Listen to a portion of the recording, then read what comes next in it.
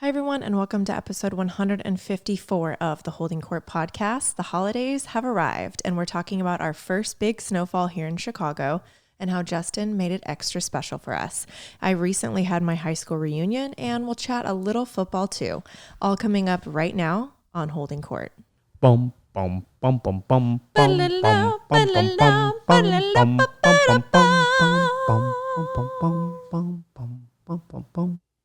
Okay, I have a question for you right out the gate. What? Back-to-back episodes? Let's go. I know. Honored to have you back. Have I ever given you the ick? Have you ever? You give me the ick like 12 times a day. No, for real. Can Can your significant other, husband, wife, give you the ick? I mean, I think that there's always stuff that happens. And That I you're don't just need like, examples of mine. I'm not giving you examples, but I think there's always stuff that happens, or I don't know if it's necessarily ick, but Do you know what the ick is by definition? The younger generation's ick, because I can explain it for people listening. I think the ick is like ew, like something like a complete turnoff, like ick, like I don't want anything to do with that. Okay, let's say you're on a That's my date guess. and a guy, I don't know. It could be something. The guy asked to split the check for dinner. No, it's not even that. It's like it's a I don't know. Maybe like they go to order something and you're at a French restaurant and they try to do the ordering in a French accent and you're just like, ugh, kind of like repulsed by it. And you're like, okay, I don't like this guy anymore. That was weird. Like, I don't know a good example. I should have come with a better example. But you know what I mean? Like a little thing that someone does. And it's probably when you're early on dating them or you first meet them. And then you just think, yeah, I can't do this. But can that happen when you are already married?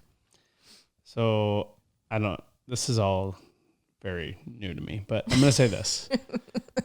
And I don't know if this is advice or just my take, but I feel like ick is probably a personal issue that people use looking for an excuse to run away from people. And I think that in our relationship, there's probably plenty of ick both ways, but it doesn't matter because everything else is more than worth whatever ick we have towards each other.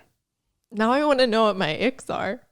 We'll talk about it off camera. We're going to need 150 more episodes to get. No, 154. I'm kidding.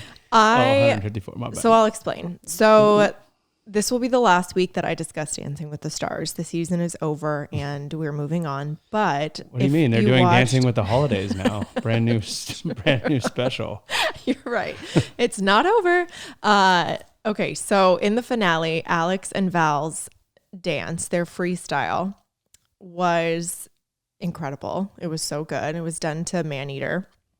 And in one part of the dance, Val did these knee walks over to Alex. And it's a viral trend on TikTok right now where husbands or partners are trying the knee walks. And there was one online that the guy did really good, but I even got the ick from this guy doing it. I don't know why. And I commented on it, just a random video. I don't even follow this person. And I just said, I'm scared to have my husband try this and get the ick. And I didn't even look at my phone for a night. Shocker. And I went back to it. I find that hard up to like 10,000 likes. And your comment. Yeah. And there's only a few. There's 3 or 4 responses to it that aren't, that's so real, LOL, oh my gosh, same, I don't want my husband to do it, whatever. And there was someone that said, I hope your husband finds someone that deserves him. Meaning like I'm a bitch because I would get the ick from you or something. And then someone else said, he shouldn't be your husband if you can get the ick. And, you know, there were a couple along those lines. And then other people, there were some people that follow me and know our banter and know our joking. And they were like, oh my gosh, this is so great. Justin would crush it. And I even said last week, you should be on the show. You would crush it. I think you would crush the knee walks. I think Val said he almost tore his meniscus doing them. So maybe we don't do them. I would either crush the knee walks or I'd crush my knees. Yeah, we don't need that. But I guess it was more of a secondhand embarrassment. I don't know. It's not the ick where I'm repulsed by you and don't want to be with you and our marriage is crumbling, like these dramatic people were commenting. And it led me to wonder, can you get the ick, but you stick around in your marriage? Can you? I just did that. Can you get the ick? And I'm just thinking, I'm thinking like, so would the ick be like last night when we went shopping for stuff to wear for our Christmas card shoot, right? And I was out in the backyard and it was snowing all day. And I had these like snowboarding pants on that are waterproof, whatever. They're lined, so I was like nice and warm. And we're like, we're going to go try on clothes or go shopping. And I was like, okay, it's still snowing. I'm just going to wear these. And you were like you were distraught I was wearing these pants to go. And like, you're like, if you're going to try on pants, like it's going to take you an hour to get out. I'm like, what are you talking about? Like when I shop, I hate shopping. It's a known fact. I shut down. Ick? Is this ick? It's a lot of things. I'm going to go through. Okay. Explain it. It took how long? 2 minutes for me to have, my eyes were tearing up. I can't shop. I don't know what it is. I get so overwhelmed. Are you going to tell the whole story or are you just going to tell the Aritzia story? I'm going to tell the whole story. So we go into Nordstrom originally. I'm just looking for basics for a Christmas card shoot. I have a couple ideas of what I want. I go in there. This place is picked over.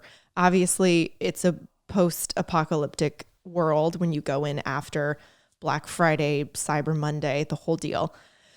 And it was not a good time to go in the store. There was not a lot of options and I wasn't getting what I wanted. So we knew where we were going to end up. I was going to end up at Aritzia. The girls in the fitting room there, I could do a whole other episode about them. They are stylists on their own. They're able to know what you're looking for and pull other things and help you or convince you that what you're trying on is what you want, which is a whole deal. They're very convincing. Yeah, they're great. So I get my stuff and I was just more concerned so you were ready. You were Aspen ready. You could have went down the slopes at any minute. If someone called you and said, Justin, we have a hill over here. You can come shred some gnar. What is it? I don't know. You were ready. You were so ready. I hate shopping. I want to be in and out as fast as possible. And I think of shopping, similar grocery shopping, as supermarket sweep. I want in, out, logistically sound. And your outfit was stressing me out because of possible multiple try-ons in different rooms. I go to the mall. I have this jumpsuit actually from Free People with a tube top bra, and I will literally wear Uggs or OOFOS as my shoes because that is a down and kick off the shoe and I'm trying on. I don't like a lot of layers for a try on. And your outfit, though waterproof and sensible, was going to hold our experience up. First of all, this isn't an LA or California indoor mall, by the way. You're like, oh, this is an outdoor mall. So if we're going to jump from store to store, we're going to be walking outside. Yeah. So I did sweater, leggings, and the Uggs. It's like 26, 27 degrees and snowing. So like, I don't really care if I can try on clothes fast. I don't want to freeze my ass off outside walking from store to store. You, on the other hand, would rather freeze and be cold walking around so you can try on a dress in 8 seconds, I guess. Yeah.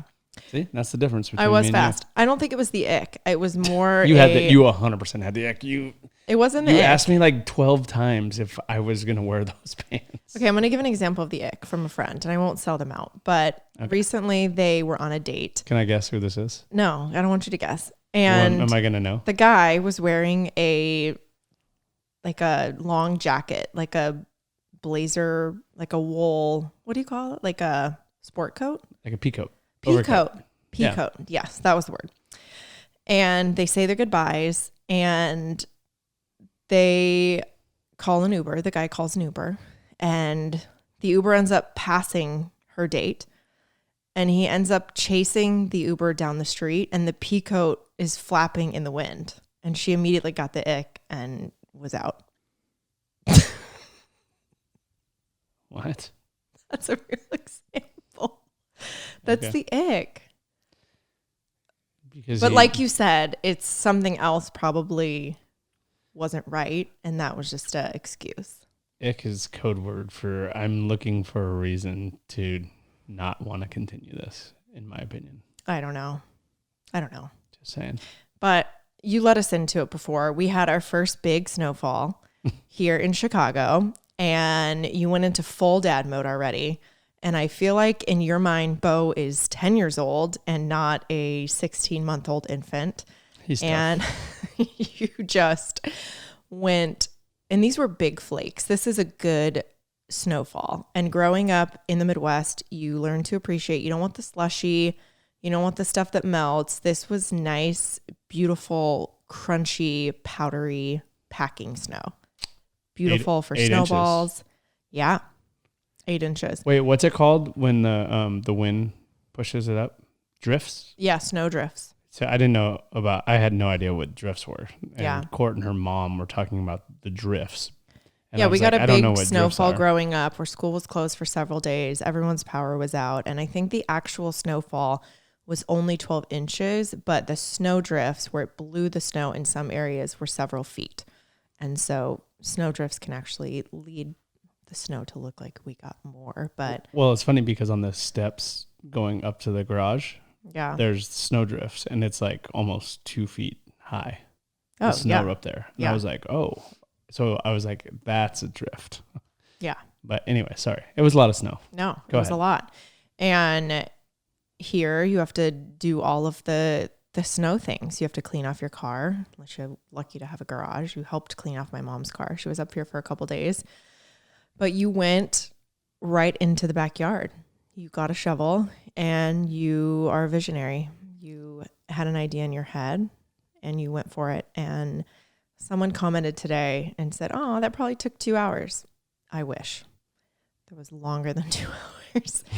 Most of the time you didn't have gloves on, which is just unhinged behavior. But well, I think I probably could have done it a lot faster if I did it the way I was doing it at the end.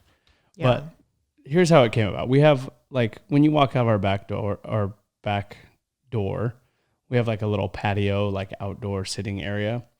And then there's 6 or 7 stairs that go down that go to our grass area. And so I went out to kind of shovel the patio area so the dogs can get out and not have to go in, or if we went out back for whatever reason, you didn't slip on ice or anything. And I started moving the snow around, but there's nowhere to move it on the patio. So I was like, oh, I'm going to have to start like dumping this down the steps towards the grass. And as I'm like dumping, I'm like, wait a minute. Light bulb went off. That was the moment. I was wondering how you got here. This could be like a little bunny slope for Bobo to go down. He loves slides at the park. And so I'm like throwing snow down. And then I look and it ended up, I'm like, man, this is not going to be a little bunny slope. There's just so much snow. Yeah. And so I did it to the bottom of the steps, and it was at the bottom of the steps, it was probably 3-4 feet high. And I'm like, okay, well, I have to like make a barrier so they don't slide off. So I built like a little berm, like wall thing to stop them. Mm-hmm. And this was day one. And we went down and it was short. It was probably like a 15, 20 foot. I shouldn't say we. Karina and Bo went down. No, it was like, I don't know, maybe 12 20 feet. But then there was just a drop off. Yeah. So I don't know who said it. You or Karina or someone said, well, you can make the slide go all the way down to the grass. And I was like, challenge accepted. Wow, that's a great idea. So this thing just keeps getting better and better. Fast forward to the next day, Bo goes down for his nap. I go in the backyard. And this is where I got more efficient. I got the big plastic bins. Yeah, that was brilliant. And I was shoveling all the snow from the yard, dumping them in the bins, and then using the bins to pile up and make the rest of the slope. But it turned out good. And it turned out, what do you think? How far? Like 25 feet, 30 feet? No, 20 maybe. I don't know. Wow. Maybe. See, that's the difference between a man and a woman. Yeah, you I think don't know. everything's shorter. I just know that it longer. is cool and it was fun and it was great. Yeah.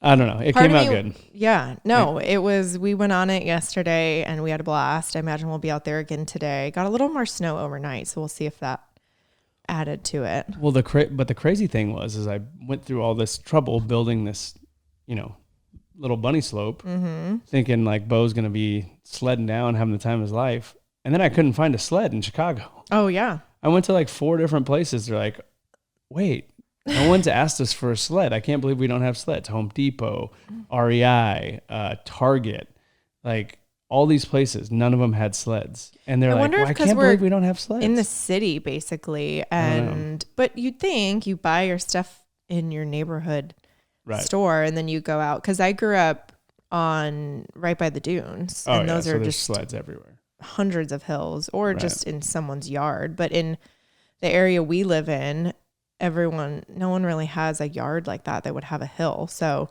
but we did see a lady on our walk. We were walking along the 606 path, and there is a little hill area down the path where my kickball field was, where I played that incredible game this summer. And she almost saw us, and her son is probably not that much older than Bo. Maybe 2. Yeah. And she kind of looks back at us like, oh shit, these people saw me doing this. This is dangerous. Because there were little trees everywhere. She had a nice path. And then the end of the path was the fence of the field, the softball field. The third base side. Yeah. And she's kind of looking at us like, well, we might have creeped her out a little bit because we saw them getting ready to go down the hill and we were walking up and we were like so excited because we're like, oh, someone else is sledding. Yeah. And so we stopped, and then she's like sitting on the sled and getting her son to come, and she looks up and is like, whoa, what are these creepy people doing watching? True. We're like, no, this is so fun. We're like so excited. Like we can go down. You guys are going to crush. And they went down, and she even banked left before she got to the chain link fence. She maneuvered that thing like a pro. Yeah. Was not her first. And her son was so fired up and jumping up and down. And I mean, just like Bo, like he's like, again? He wanted to do it again. I know. Kept saying more. No, okay, but I couldn't believe there was no sleds. It was wild. I know. We ended up going. You found them online at Lowe's. Yeah. And got the last 2. I went into Lowe's and there was 2 left. I thought maybe that was morally wrong because surely there's someone else in the city trying to find a sled, and I probably could have just taken one and let someone else have some fun. But, there you go. Grinch. I grabbed 2 and. Paw Patrol sleds, actually. I know. But so random. And they were just the saucer ones. The little discs, yeah. They say 3 and up on them. So we're a little too big for them, but Bo loved it. He didn't want to stop. I know. It's really cute. He just kept saying again, more. Yeah. And you have the house fully decorated already. You're usually before Thanksgiving? I'm trying to think when we usually... No, after. Yeah, in LA, it's usually like... I think it just depends. Right after. People are starting to put them up now. I thought there would be more up already because Halloween was so big here. But I think people do wait for the post-holiday weekend or the day after Thanksgiving to start doing it. Well, usually it's a switch, right? Because I have all the Halloween stuff up. Oh, yeah. And you pull it down. It's like mid-November, pull that down, and then wait a couple weeks, and then... Yeah. Christmas goes up. But I got everything up in LA except the timers that I got aren't working. So nothing's working in LA. So trying to get that adjusted right now. Studio City Jeff might be on it. I might be helping me out. Why do you take decorations so serious? I feel like you really do it. Is it because the people in the neighborhood have given you the props on it and now you feel like you have to give them a show?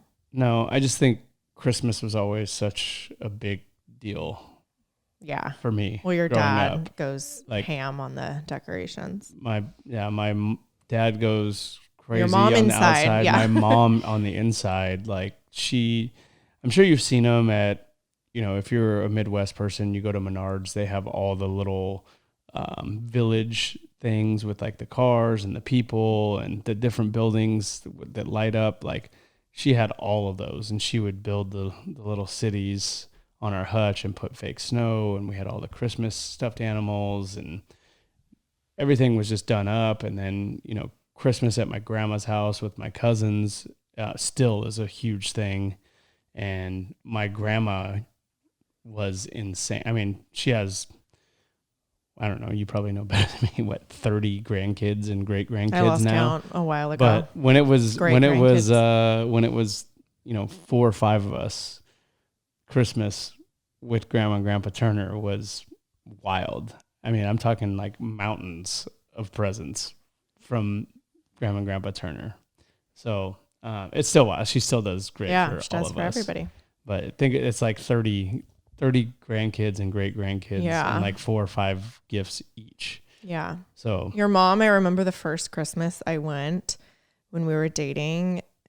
For an example of Christmas, your mom, like the bathroom by the living room, has Christmas soap, Christmas, the towels, the paper hand towels, the rugs turned over, everything is converted. Yeah. For the holidays. No stone left unturned. I just love the time of year. I love like the Christmas movies. Yeah. Are awesome. We'll fire on sometimes like mindless TV, like the Christmas baking shows or cooking shows or whatever, when they do their crazy stuff. It's always been your dream to be in one of the Christmas Hallmark movies. So still working on that. Still waiting for the call. I don't know. I just think it's fun, and I want to create, I guess, that same. Don't get me wrong, I did this before Bo, but I want him to love it too. And we have this crazy tree here in Chicago that lights up and does all these different dances and colors and plays music. And I mean, every time we go by it, he stops and he's just like in awe, and I love that. Yeah. So. The only pain in the ass part is putting everything away at the end of the year and finding the storage for it. Yeah. But it's worth it. That does suck, but it's the only thing that stops me from really going wild on the indoor decor is having to put everything away. Yeah, but you do a pretty good job inside too. I mean, it's not the whole house, but our front bathroom is done. Our whole front room is completely Christmased out. Our dining room table is done. We had a train on it last year. That's true. My dad got me a new train for Bo. It has all the Rudolph characters on it. So when we get home, I'll try to figure out how to put that one together. But it's definitely one of my favorite times of year. So hopefully I can pass that down to Bo. Yeah, no, I love it. Well, my favorite time of year. No, I'm just kidding. My class reunion happened. Oh, and you did not go with me. Well, you did. You dropped me off in true Justin chauffeur of Kourtney passenger princess fashion. You dropped me off. Karina came and was so sweet to do the balloon arch. We were trying to get this thing going on a good budget because for the last one, people were a little upset by the $20 tickets. So we had to go up to $35 this year. We were trying to keep the cost down. I ended up on the committee. I think I wanted it to be a good time for everyone. And I love connecting people. I love events. I love planning. But you didn't go. There were only a few people that brought their significant others. I don't think it would have been fun for you.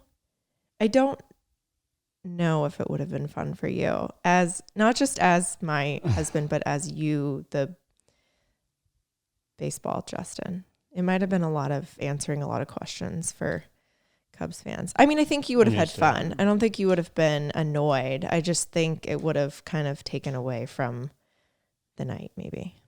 I don't know. So I would have blended in the background. So you dropped me off, and I helped build the arch. You helped build the arch and kept Bo entertained. And then you went back to Chicago, and then I had a sleepover with a couple of my friends.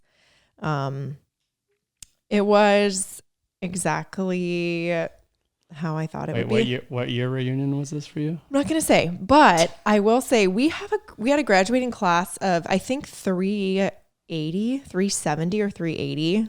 We were like the only high school in my hometown. I feel like that's a pretty big class size. Yeah.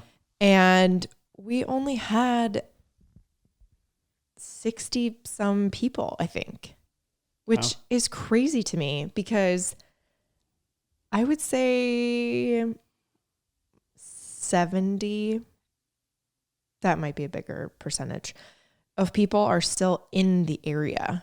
And in the area, meaning Southern Michigan, Indianapolis, Chicago, those sort of things, a drive away in the Midwest. And why do you think more people didn't go? Do you think it's social media? Everyone still feels like they are caught up in everyone's lives? Is it anxiety of maybe people don't feel their best, or they don't feel like they look their best and they don't want to see everyone?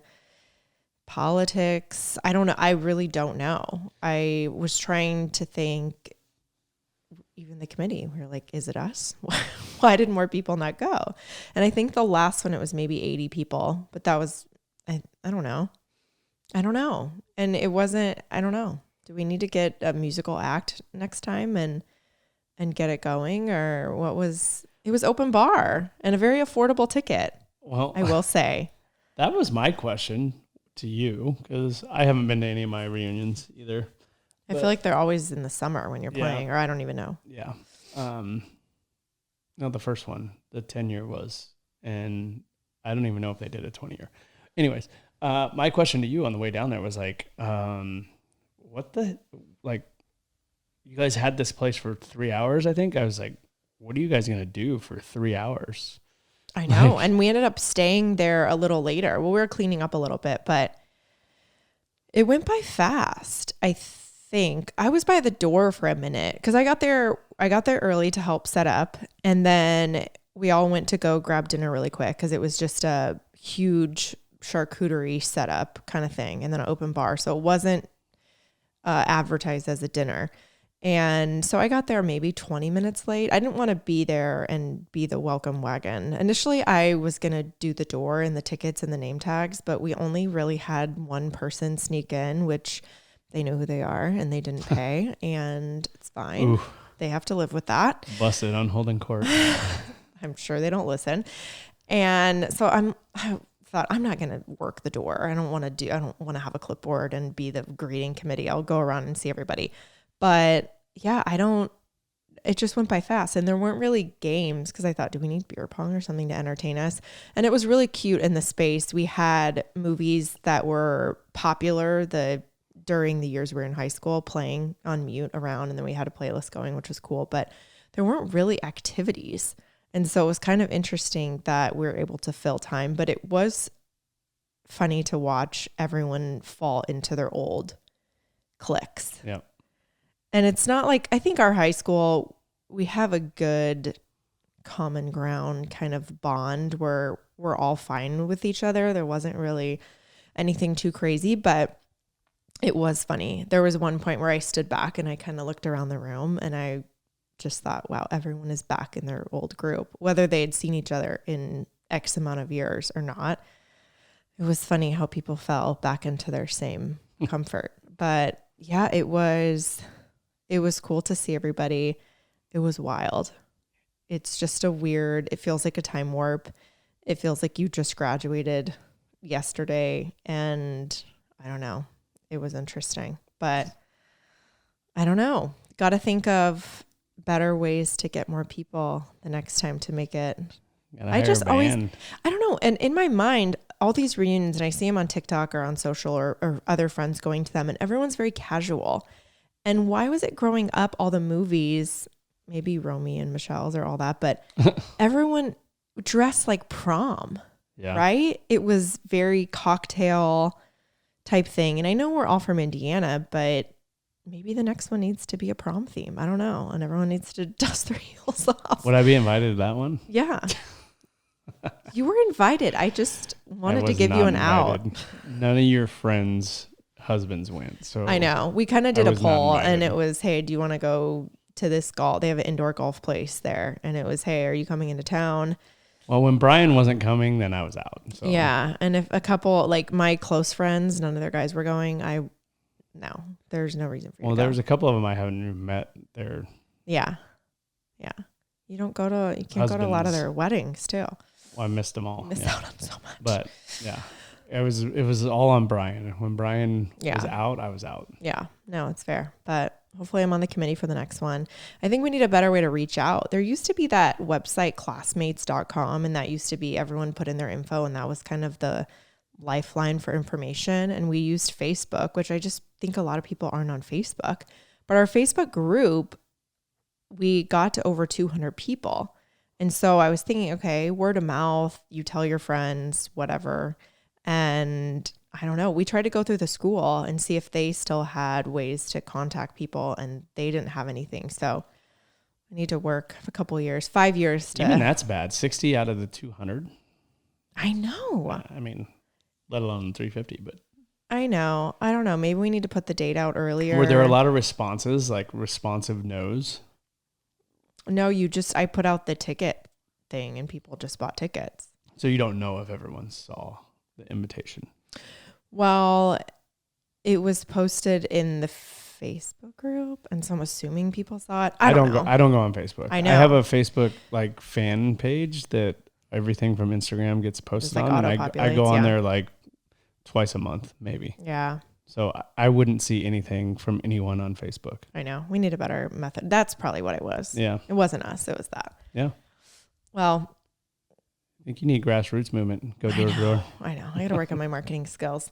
We have to talk football. We have to talk Bears football. And I know that the majority of the people that listen to this podcast are probably not Bears fans, but I will say it is one of those things where I know we're not America's team, not the Cowboys, but I think that everyone is not mad about this, right? Right. No one's mad about the Bears this season. I think everyone is in agreement that it is time. It's well-deserved.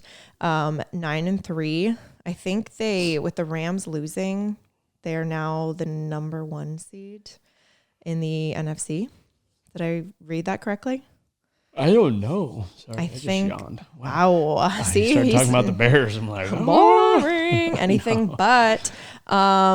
A lot of close games. A lot of everyone saying the heart attack Bears, and they're the fourth quarter Bears. That's for sure. So I read so much about the Bears, but is this in your opinion, as a football fan, is this a win now season, or is this just kind of a fun little stop along the way building for the future, in your opinion? Do you think this is, like, if it doesn't go well in the end, is it going to be looked at as, okay, I like what we have here, we're on to something, or is this, it's been 39 years, whatever it is, it's time? No, I think it's a very fun, very likable team. I don't think they have any assholes.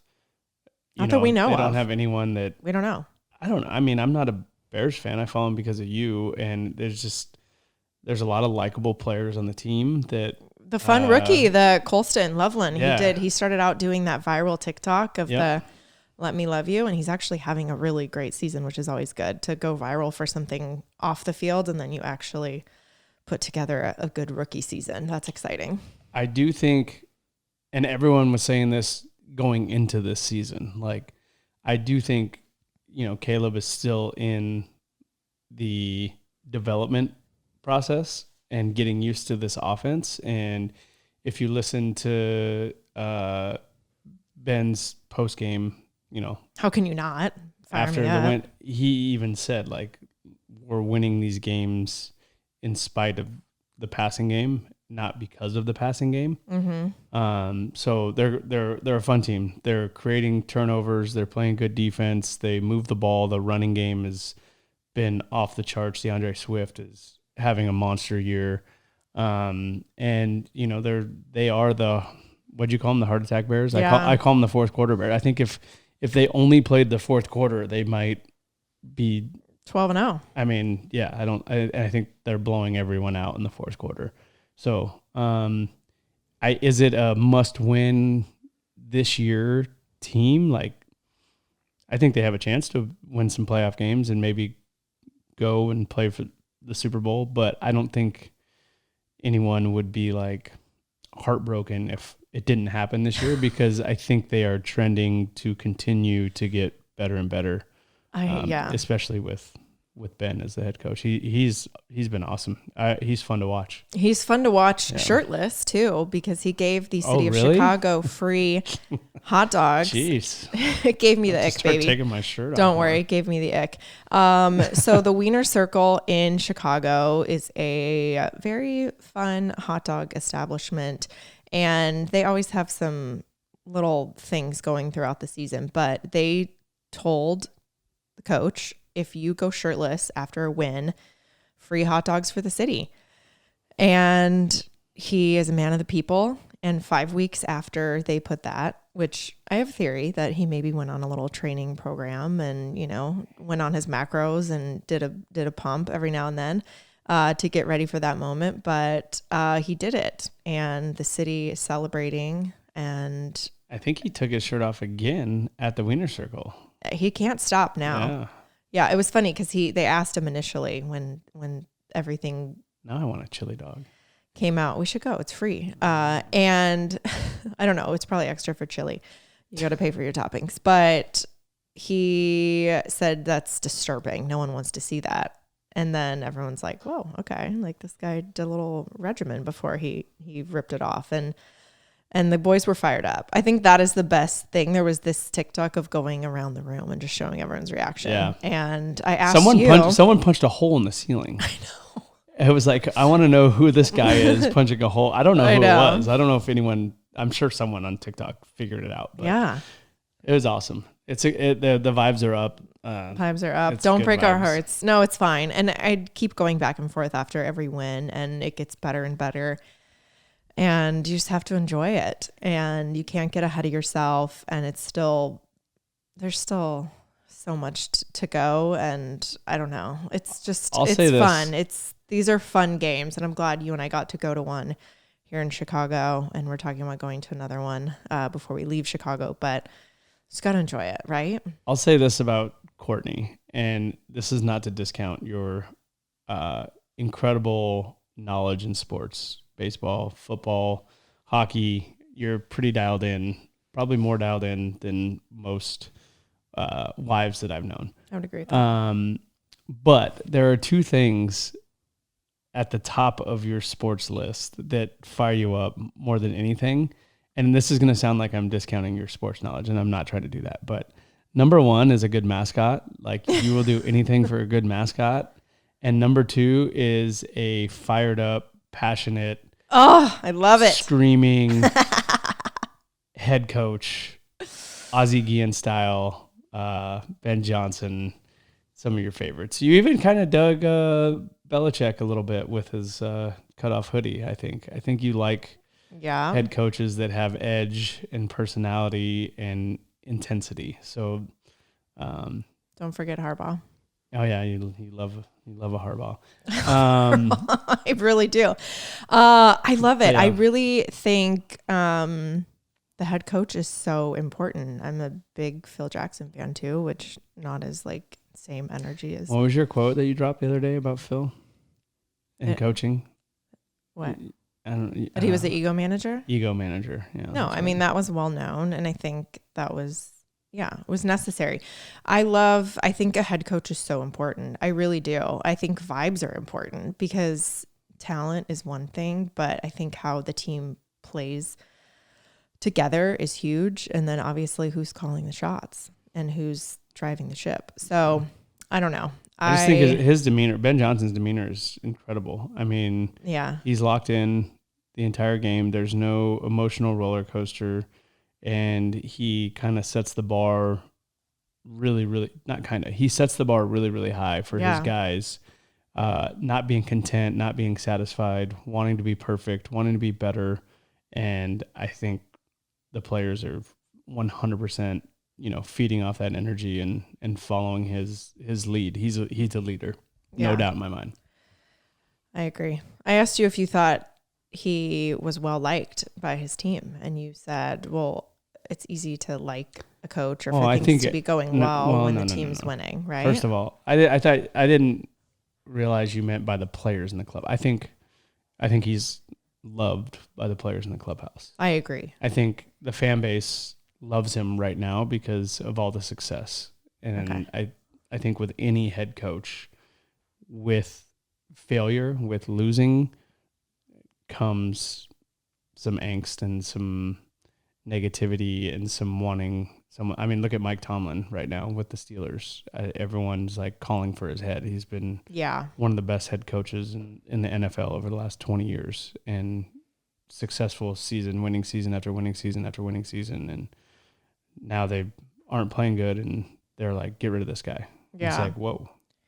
It is interesting what falls on a coach or a manager. I think in baseball, there's less praise for a manager when the game is going well, and there's more calling for his head, like you said, when there's a decision that is maybe questionable after the fact. But it's funny how the second that he was hired to be the Bears coach, the city was fired up. Right. And how much recognition he's given. But I think football's just different. Like, I think football's way different than baseball. So much more than, There's, just the strategy, the play more calling, falls on the players in baseball than football, if that makes sense. Right. Like, coaches have, I think, a lot more. Their hands are more hands-on in football, in the results in the games, with play calling and strategies and whatnot. But baseball is a lot tougher. Yeah. Baseball is a very, very, very thankless job for all coaches, not just managers, all coaches. Because if guys are successful, that's what they're supposed to do, and they're superstars, and they were superstars before they ever got there, yada, yada, yada. And if guys struggle, then it's the coach's fault. Why aren't you fixing them? So it's a tough job. Around the league, Dolphins 5-7. Hey, they're hot. But the fish are hot. Chiefs are 6-6. Chiefs. Dolphins are just one behind. The Chiefs are struggling. It's interesting. I don't know. It's like a changing of the guard. I don't know. Rams 9-3. Rams are playing really good football right now. Chargers 8-4. So a lot of LA people. Seattle's playing good football. Yeah. New England's back. Yes. New England's back. Mike Vrabel, just again another culture guy who sets the tone and no frills and holds guys accountable, and they're in the Dolphins division, so I don't need them to be good again. They were good for long enough. It was kind of nice to have a couple years of go away Patriots. I get it. I'm just kidding. I love all you guys in Boston. A couple more weeks left, so a lot of football left for sure. Well, that's going to do it for today's episode. A friendly reminder to subscribe so you don't miss an episode. And as always, we love seeing your ratings and reviews and your comments on YouTube. We love reading them and so appreciate them. But thank you all for listening, and we'll talk to y'all next week. See ya. Bye. Bum, bum, bum, bum, bum, bum, bum, bum, bum, bum, bum, bum, bum, bum, bum, bum, bum, bum, bum, bum.